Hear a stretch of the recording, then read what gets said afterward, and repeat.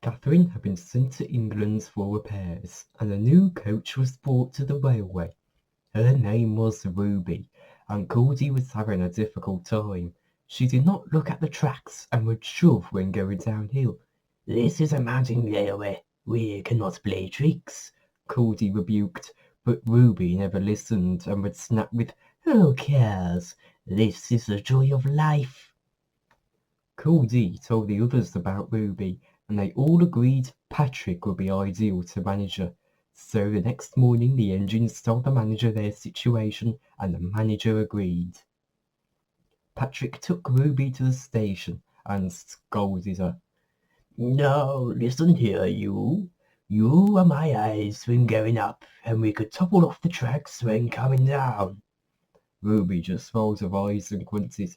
"Of course. Now come on, we're going to be late."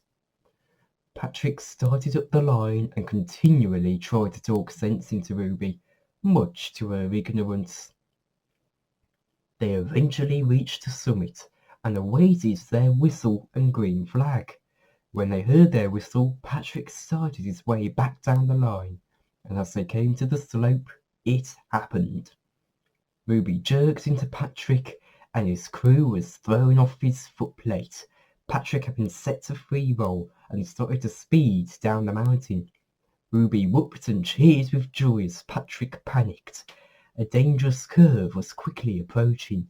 He remembered he had automatic brakes that he could activate himself. He pulled them, and they started to slow, barely taking the curve. However, it wasn't over yet. Ernest was waiting at Devil's back, and his coach spotted Patrick rushing down the mountain.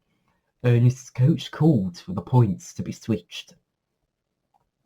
Patrick had reached a fair pace, and Ruby's joy turned to disappointment. Patrick winced as he was switched beside Ernest. He stopped and sighed with relief. Cheers and mounted from the passengers, however, outstepped the manager, who had been riding in Ernest's coach. "Ruby, you have caused nothing but trouble since your arrival," the manager berated.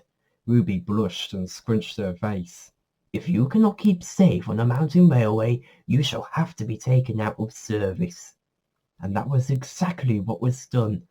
The manager made arrangements with Ruby's owner, and both agreed to a deal. Ruby was placed into a railway museum, much to her dismay, where she couldn't cause any danger again. After that, I think she's learned her lesson, don't you?